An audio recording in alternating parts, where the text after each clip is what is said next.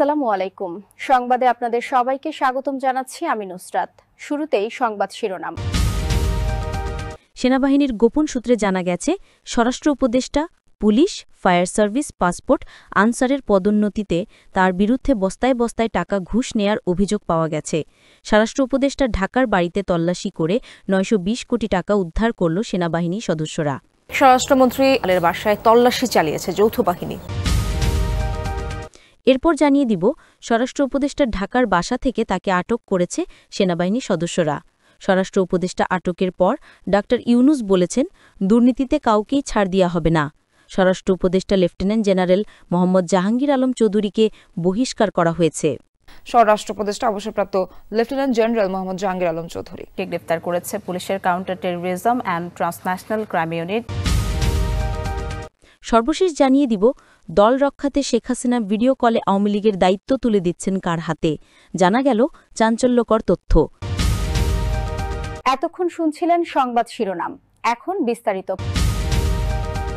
অবশেষে স্বরাষ্ট্র উপদেষ্টা লেফটেন্যান্ট জেনারেল মোহাম্মদ জাহাঙ্গীর আলম চৌধুরীর ঢাকার বাসায় ৯২০ কোটি টাকা পাওয়া গেছে সেনাবাহিনীর অভিযানে। স্বরাষ্ট্র উপদেষ্টাকে আটক করেছে আইনশৃঙ্খলা রক্ষাকারী বাহিনীর সদস্যরা। প্রধান উপদেষ্টা ড ইউনূস এক বিবৃতিতে বলেন, ঢাকার বাসা থেকে লেফটেন্যান্ট জেনারেল মোহাম্মদ জাহাঙ্গীর আলম চৌধুরীকে তুলে নিয়ে গেছে সেনাবাহিনী। রাত ১০টা থেকেই স্বরাষ্ট্র উপদেষ্টার বাসভবন ঘিরে রেখেছিল আইনশৃঙ্খলা বাহিনী।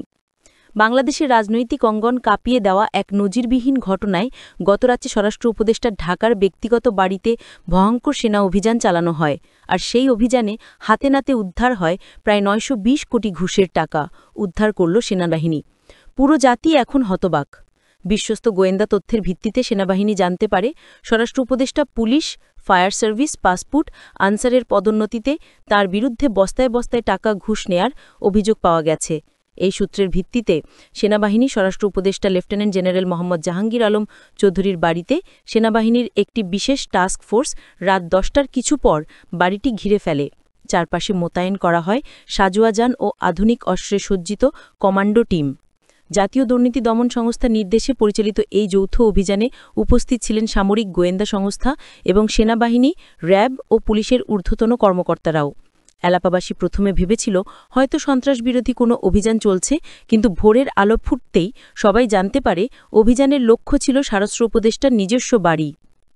রাত ১০টা ১০ শুরু হওয়া এই অভিযান চলে প্রায় ৬ ঘণ্টাব্যাপী।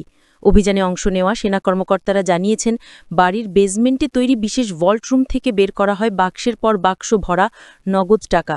সেখানে ছিল বাংলাদেশি টাকার পাশাপাশি মার্কিন ডলার, ব্রিটিশ পাউন্ড ও সৌদি রিয়াল। একটানা কয়েক ঘণ্টা গণনা শেষে হিসাব দাঁড়ায় প্রায় ৯২০ কোটি টাকা। উদ্ধারকৃত অর্থ বিশেষ নিরাপত্তার মধ্যে বাংলাদেশ সেনাবাহিনীর একটি গাড়িতে করে নিয়ে যাওয়া হয়। সব মিলিয়ে হিসাব অনুযায়ী প্রায় ৯২০ কোটি টাকা পাওয়া গেছে বলে প্রাথমিকভাবে নিশ্চিত হওয়া গেছে।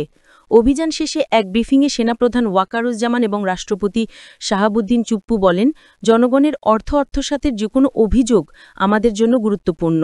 আদালতের অনুমতি নিয়েই আজকের অভিযান চালানো হয়েছে। এজন্য এক পরিবারের লোভের ভয়ঙ্কর চিত্র, যা গোটা জাতিকে স্তব্ধ করে দিয়েছে। স্বরাষ্ট্র উপদেষ্টা এত নীতিবান কথা বলে, আর তলে তলে এত টাকা ঘুষ নেই পুলিশের পোস্টিং করায়।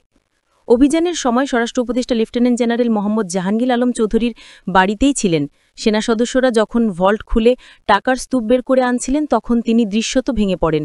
পরে অসুস্থতার ভান করে মেডিকেল টিম ডাকার চেষ্টা করেন, কিন্তু সেনা কর্তৃপক্ষ স্পষ্ট জানিয়ে দিয়েছে এই অর্থের হিসাব স্বরাষ্ট্র উপদেষ্টাকে দিতে হবে। তার স্ত্রী ও পরিবারের কয়েকজন সদস্যকেও জিজ্ঞাসাবাদ করা হয়। তবে সরকারের পক্ষ থেকে জানানো হয়েছে, এই অভিযান সম্পূর্ণ নিরপেক্ষ এবং বিচারিক প্রক্রিয়ার অধীনে অনুমোদিত। প্রধানমন্ত্রী কার্যালয়ের মুখপাত্র এক বিবৃতিতে বলেন, কেউই আইনের ঊর্ধ্বে নয়।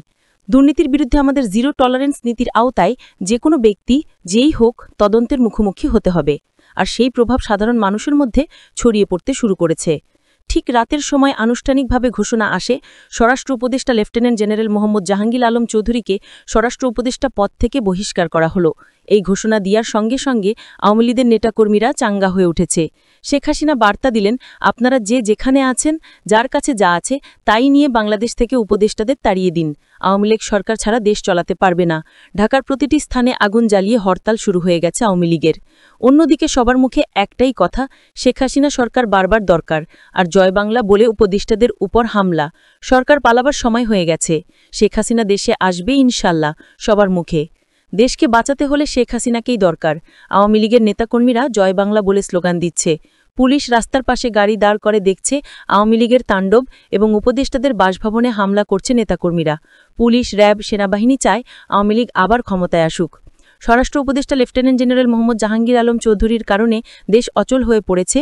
দেশে আবার জ্বালাও পোড়াও শুরু হয়ে গেছে। রাজনৈতিক বিশ্লেষকরা মনে করছেন, এই অভিযান দেশের রাজনীতিতে নতুন উত্তাপ ছড়াবে।